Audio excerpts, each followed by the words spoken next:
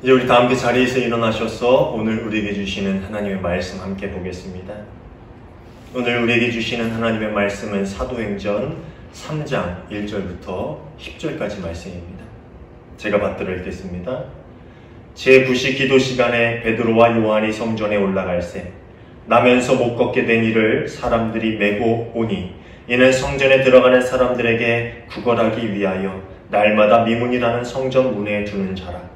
그가 베드로와 요한이 성전에 들어가려 함을 보고 구걸하거늘 베드로와 요한과 더불어 주목하여 이르되 우리를 보라 하니 그가 그들에게서 무엇을 얻을까 하여 바라보거늘 베드로가 이르되 은과 금은 내게 없거니와 내게 있는 이것을 내게 주노니 나사렛 예수 그리스도의 이름으로 일어나 걸으라 하고 오른손을 잡아 일으키니 발과 발목이 곧 힘을 얻고 뛰어 서서 걸으며 그들과 함께 성전으로 들어가면서 걷기도 하고 뛰기도 하며 하나님을 찬송하니 모든 백성이 걷는 것과 하나님을 찬송함을 보고 그가 본래 성전 미문에 앉아 구걸하던 사람인 줄 알고 그에게 일어난 일로 인하여 심히 놀랍게 여기며 놀라니라. 아멘. 이는 우리에게 주시는 하나님의 말씀입니다. 자리에 앉아주시기 바랍니다. 오늘도 함께 예배하는 우리 모두에게 주님의 평화가 함께하기를 간절히 소원합니다. 종교라는 단어의 영어 표기는 religion인데요. 이 religion이라는 단어의 어원 중에 하나가 read again, 다시 읽기라고 합니다. 이 어원의 의미를 우리 기독교에 적용해 보자면 믿음을 가지고 말씀을 듣고 깨달은 우리가 이제 다시 세상이라는 책으로 돌아가서 새로운 관점과 가치관으로 그 세상이라는 책을 좀 더 충실하게 읽어야 한다라는 뜻을 가지고 있을 것입니다. 그렇게 새로운 마음과 가슴으로 읽고 또 읽어내야만 그 안에서 비로소 하나님께서 우리에게 원하고 바라시는 일들을 충실하게 수행할 수 있기 때문이지요. 김기성 목사님은 자신의 설교 중에서 삶으로 번역되지 않은 영적 지식은 교만이나 위선 혹은 독선으로 변한다라는 이야기를 했습니다. 우리가 설교를 듣고 또 묵상을 하면서 깨닫는 하나님의 말씀이 각자의 삶을 통해서 그 삶 가운데서 다시 읽혀지지 않는다면 그것은 우리의 영혼을 배불리게 하는 영적인 양식이 아니라 오히려 우리 영을 병들게 하는 독이 되고 만다라는 그런 말이지요. 성령의 임재를 통해서 예수님께서 살아 계셨을 때에 주셨던 그 가르침의 참 뜻을 깨달은 제자들, 그리고 세례를 받고 그리스도 공동체가 되어 살아가며 제자들에게 그리스도의 가르침을 전해들은 그러한 사람들, 그들은 이전에 가지고 있던 세상적인 기준과 가치관을 버리고 이제 그리스도의 가르침을 따라서 세상을 새롭게 읽는 법을 배워가기 시작했습니다. 이 땅에서의 부요함을 추구하기보다는 아가페의 사랑을 곁에 있는 형제 자매들에게 나누어 주므로 하나님 나라에서의 삶을 그들이 살기 시작했고요. 땅의 것들을 내려놓았음에도 하늘의 삶으로 인해 늘 기쁘고 행복해하는 그런 공동체의 삶은 주변에 있는 이들을 그리스도인으로 변화시키는 놀라운 일을 만들어냈습니다. 그것이 우리가 지난주까지 본 사도행전의 이야기들이지. 그리고 오늘 본문은 그리스도의 가르침을 따라서 또 세상을 새롭게 그리고 충실하게 읽어냈던 이들을 통해 일어난 또 하나의 변화, 또 놀라운 사건 하나를 우리에게 전해주고 있습니다. 때는 9시, 우리 시간으로 말하면 오후 3시에 베드로와 요한은 성전을 향해 올라가고 있었습니다. 그들은 여느 유대인이 아침, 저녁으로 하나님께 번제를 드리고 또 기도했던 것처럼 기도하기 위해서 성전에 올라가고 있었던 것입니다. 그런데 그들이 그렇게 기도하기 위해서 성전으로 하루에 한 번 혹은 2번 성전에 올라갔던 것은 아마 하루 이틀 일이 아니었을 것입니다. 그들은 예루살렘에 머무는 동안에 자주 성전에 기도하기 위하여 올라가고는 했을 것입니다. 이전에도 우리가 보았듯이 그리스도 공동체들이 빼먹지 않고 하던 것이 성전에서 기도하는 일이었지요. 그들은 늘 시간이 있을 때마다, 아니 가급적 매일 그렇게 성전을 오르내리며 성전에서 기도하기에 힘쓰고 있었을 것입니다. 그리고 그날 또한 베드로와 요한은 그렇게 성전에 기도하러 올라가고 있는 중이었지요. 하지만 그날만큼은 다른 누군가가 그들의 눈에 들어왔습니다. 그는 바로 나면서부터 걸을 수 없었던 장애를 가지고 태어난 사람이었습니다. 성경은 그의 이름을 기록하고 있지는 않습니다. 그렇지만 매일같이 그를 성전의 아름다운 문, 즉 미문 곁에 놓아주는 이들이 있었다라고 이야기하는 것으로 보아서 그는 아마도 예루살렘 내에서는 여러 사람에게 알려져 있었던 사람인 것 같습니다. 그렇죠? 누군가가 매일 그 사람을 이렇게 성전 미문, 아름다운 문 앞에다 두었던 걸 보면은 이미 예루살렘에서는 어느 정도 알려져 있었던 사람이었을 거예요. 그는 아침 저녁으로 성전에 번제를 드리고 기도를 하러 오는 사람들을 향해서 자비를 구하고 하루하루를 살아가던 불쌍한 인생이었습니다. 그것 말고는 그가 살아갈 수 있는 방법을 찾을 수가 없었기 때문에 그렇게 그가 구걸을 할 수 있도록 다른 이들이 도와주었겠지요. 그런데 어느 하루 여느 때와 같이 성전 미문을 지나던 베드로와 요한의 눈에 그 사람이 들어왔어요. 늘 그 자리에 있었을 테지만 그날 유독 그 사람이 그 둘의 눈에 들어왔다는 것이지요. 4절입니다. 베드로가 요한과 더불어 그를 눈여겨보고 그에게 말하였다.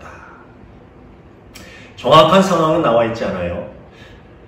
그렇지만 평소에 가만히 있던 이 사람이 유독 베드로와 요한이 지나갈 때 큰 소리를 내서 나를 좀 도와주십시오 라고 자비를 구했던 것은 분명 아니었을 거예요. 아마 사람들이 지나다닐 때마다 그 사람은 자비를 구하고 자신에게 돈 몇 푼을 달라고 이렇게 구걸을 했을 것입니다.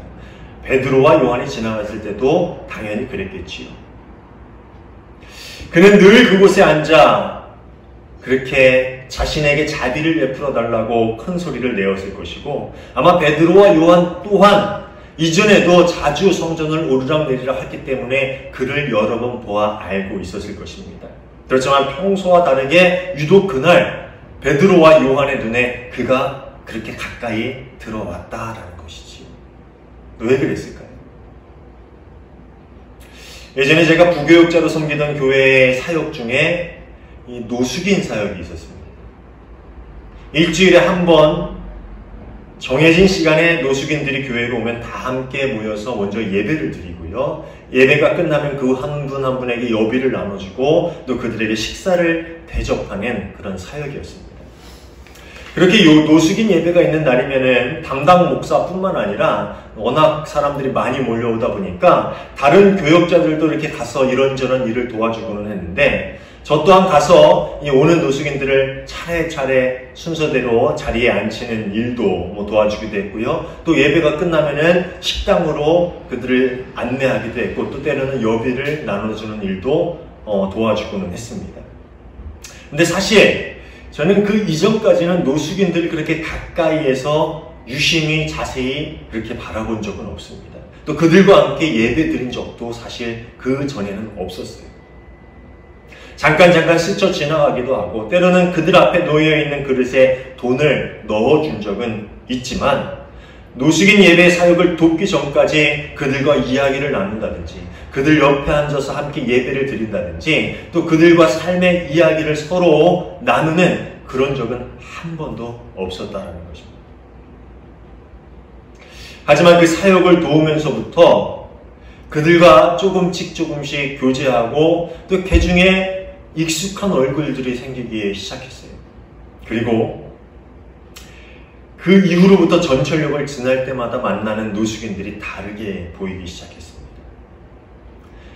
그들의 모습을 볼 때마다 함께 예배드리던 노숙인들이 떠올랐고 그렇게 찬바닥에 앉아있는 그들을 보면서 밥은 먹었는지 그것이 궁금해지고 또 돈을 건네주면서도 예전에 그냥 놓고 갔을 때인데 그 이후로는 돈을 건네주면서도 그들의 얼굴을 천천히 바라보면서 또 미소를 짓게 되더라고요. 하루는 서울역에 일이 있어서 나간 적이 있는데 역사 안에 있는 쓰레기통을 뒤지는 노숙인을 본 적이 있습니다. 잠깐 쓰레기통을 뒤적거리더니 그 안에서 누군가 먹다 버린 햄버거 조각 조그만 것을 꺼내 들고는 이렇게 조용한 곳으로 걸어가는 모습을 봤어요. 순간 제 마음에 그 사람을 붙잡고 좀 가서 식사 대접이라도, 제대로 된 식사라도 좀 대접을 할까라는 생각이 들었는데, 사실 그 전에 한 번도 그렇게 해본 적이 없어요. 그러다 보니까 선뜻 용기가 나지 않더라고요. 그렇게 이러지도 저러지도 못하고 망설이고 있는 사이에 그 노숙인은 그 많은 인파 속으로 사라져 버렸고, 결국 저는 그냥 집에 돌아오게 됐는데, 집에 돌아오는 내내 제 마음이 편치 않았습니다. 왜 용기를 내지 못했을까?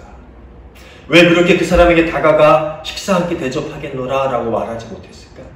그렇게 계속 제 자신을 자책하면서 집에 돌아왔고, 한동안 제 마음속에 그 노숙인이 떠나지 않아 좀 괴로운 마음이 있었습니다. 이전에는 길에서 흔히 보았던 노숙인의 모습이지만 그들이 제 마음을 그렇게까지 흔들어 놓을 적은 이전에는 없었는데 왜 갑자기 그렇게 변한 것일까요? 제가 나중에 그것을 곰곰이 생각해 보니까 그것은 바로 그 노숙자들과 함께 예배하면서 그들을 향한 하나님의 마음을 저 또한 느꼈기 때문이었을 것입니다. 이전에는 그들과 함께 예배한 적이 없어서 그들을 향한 마음을 한 번도 헤아린 적이 없지만, 그들과 함께 예배하고 식사하면서 그들을 향한 하나님의 마음이 어떤지를 저 역시 느꼈기 때문에 그들이 다른 시각으로 보이고 또 다른 모습으로 제 마음속에 들어왔던 것이지. 베드로와 요한은 성령의 임재를 통해서 그리스도의 큰 사랑을 가슴 깊이 깨달아 알았습니다. 그리고 예수님의 가르침이 이제 그의 마음을 사로잡아 버렸어요. 그러고 나니까 이제 살아가면서 만나는 이들 하나하나를 그냥 흘려보내지 않게 되었습니다. 성전 미문 곁에 늘 앉아 있었던, 걷지도 못하는 그 사람도 이전에는 그냥 스쳐 지나가는 관심 밖의 사람이었지만, 그가 예수님의 사랑을 체험하고 또 이 세상을 향한 예수님의 그 마음을 깨닫고 나니까 이제는 그 사람 한 명 한 명을 그냥 스쳐 지나갈 수가 없었다라는 것이지. 예수께서 이 땅에 계실 때에 병들고 소외된 이들을 얼마나 긍휼히 여기시고 사랑하셨는지를 그들은 알았고, 이제 예수 그리스도의 가르침과 사랑이 그들의 삶을 통해서 다시 읽혀지기 시작했다라는 것이지. 그들 안에 믿음이 생겼기 때문에, 그들 안에 예수 그리스도가 자리 잡았기 때문에 이제 그 예수의 사랑과 그 긍휼함이 그들이 살아가는 그 세상을 다시 읽게 그들을 만들어 주었다라는 것이지. 그래서 베드로와 요한은 걷지 못하는 그 사람을 유심히 바라보고 그냥 지나치지 않고 그 사람을 향해 말합니다. 우리를 보시오. 우리를 보시오. 베드로와 요한은 그에게 돈 몇 푼 주려고 그를 부른 것은 분명 아니었을 것입니다. 그렇지만 늘 다른 사람들에게 구걸을 하며 하루하루를 살아가는 것이 인생의 전부였던 그 사람은 이번에도 나를 부르는 저 두 사람이 돈을 좀 주려나 보다. 그냥 넣고 내 앞에 놓고 가는 게 아니라 나를 부르는 것을 보니까 이번엔 좀 많이 주려나? 아마 그런 기대를 가지고 그들을 빤히 올려다 보았을 것입니다. 그런데 들려오는 다음 말은 그에게 별로 기분 좋은 말은 아니었어요.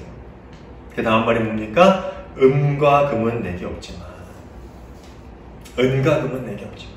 사실 그 사람이 원한 것은요, 오늘 하루를 배불리 먹고 잘 수 있는 돈이었어요.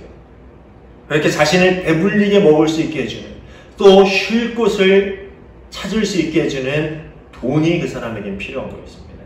그런데 기껏 자신을 불러 쳐다보게 만들고 한다는 소리가 은과 금은 내게 없다라니, 누굴 놀리나 하면서 화가 날 만한 일이었죠. 그렇지만 베드로와 요한은 그를 부르고 그에게 정말 주고 싶은 것이 있었어요. 그들도 한때는 저 걷지 못하는 장애를 가진 그 사람처럼 하루하루 먹을 것만 바라보던 그런 인생에 불과했습니다.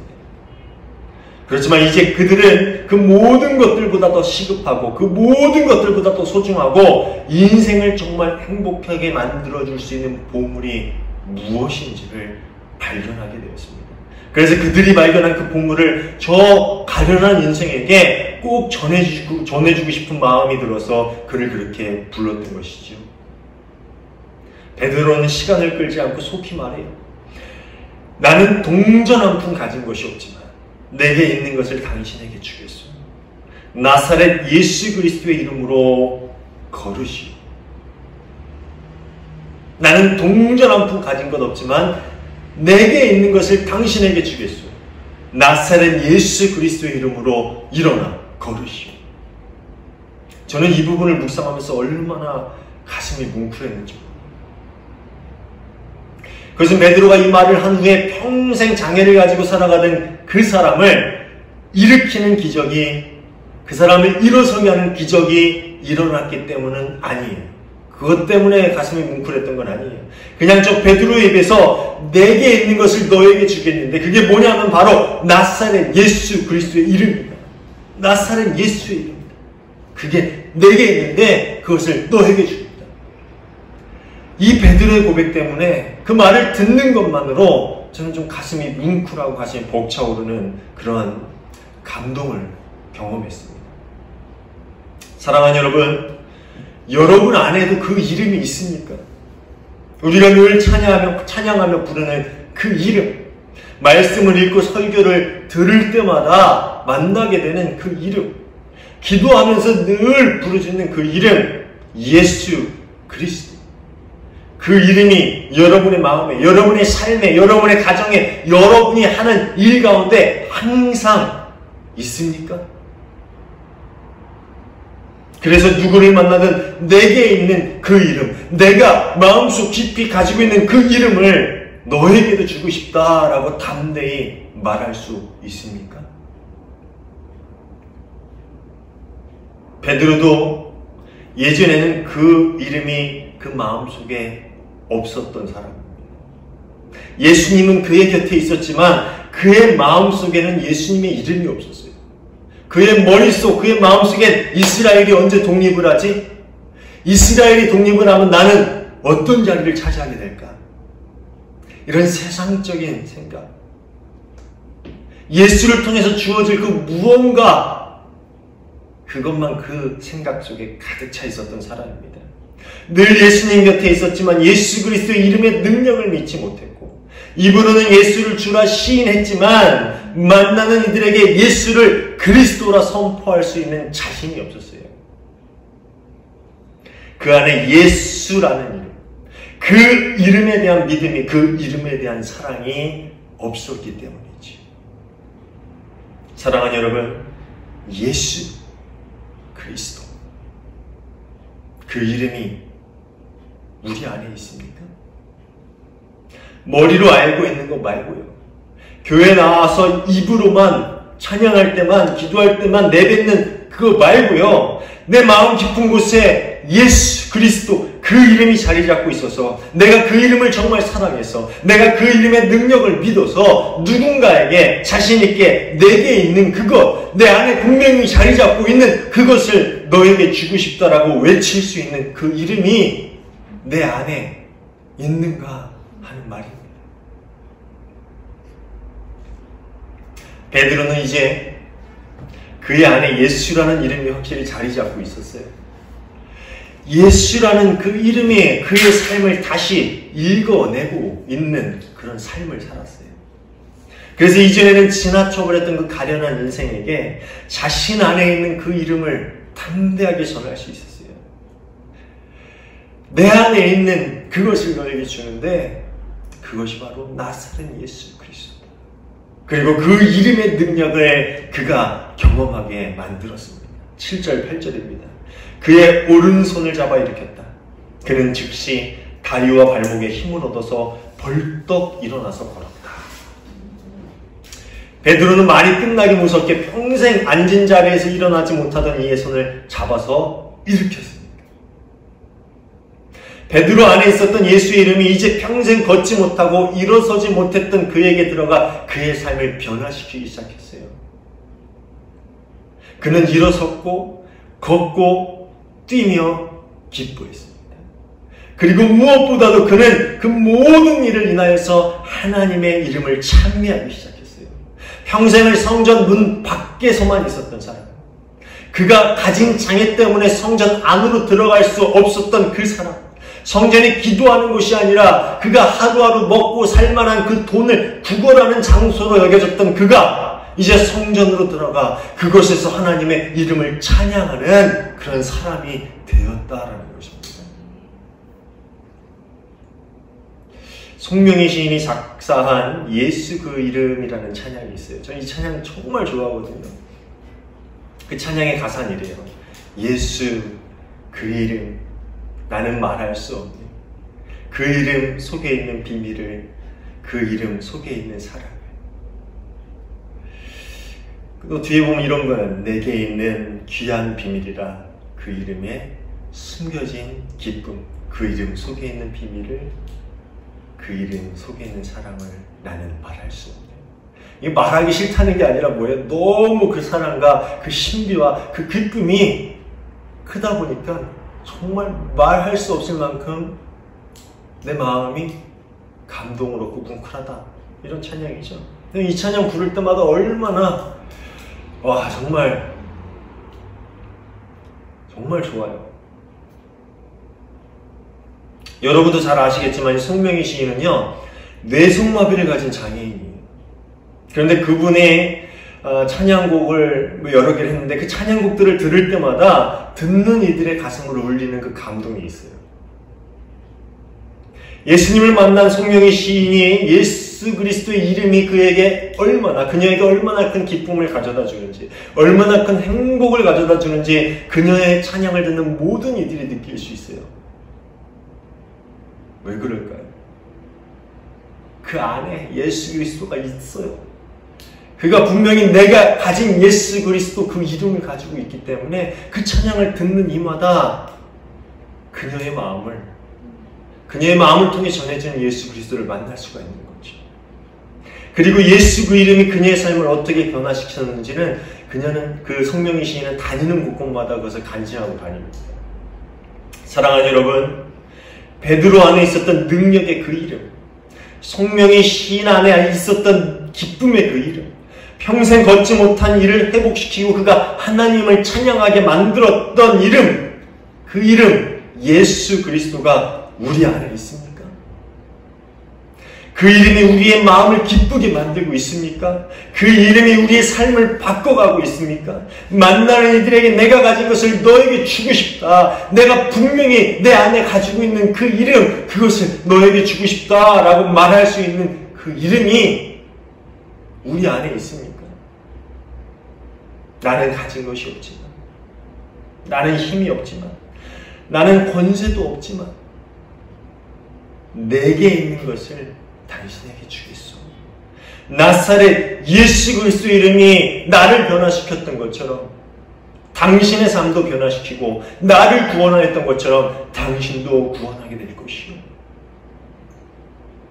사랑하는 여러분, 세상을 향해 우리 안에 있는 그 예수 그리스도, 그 귀한 이름, 그 기쁨의 그 이름을 담대하게 선포할 수 있는 저와 여러분 모두가 되시기를 주님의 이름으로 축원합니다. 기도하겠습니다. 하나님 감사합니다. 예수 그리스도를 우리에게 주심으로 그 이름의 신비를 경험하고 그 이름의 기쁨으로 세상을 살아가게 하심에 감사를 드립니다. 저희가 가진 것 없지만, 때로는 저희가 공고함에 처하지만 그래도 예수 그리스도의 이름으로 날마다 행복하고 평안함을 고백합니다. 예수 그리스도 그 이름만으로 우리가 늘 주님을 찬양할 수 있기를 원합니다.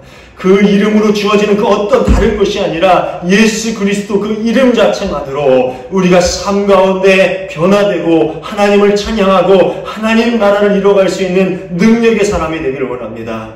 예수 그리스도 그 이름이 우리의 삶을 변화시키고 만나는 모든 이에게 그 이름들을 선포하고 그 이름을 선포하고 전함으로 그들의 삶까지도 변화시킬 수 있는 놀라운 일들이 우리의 삶을 통해 우리의 삶의 자리를 통해 일어나게 하여 주시옵소서. 주님의 함께 하심을 믿고 감사하며 예수님 이름으로 기도하옵나이다. 아멘.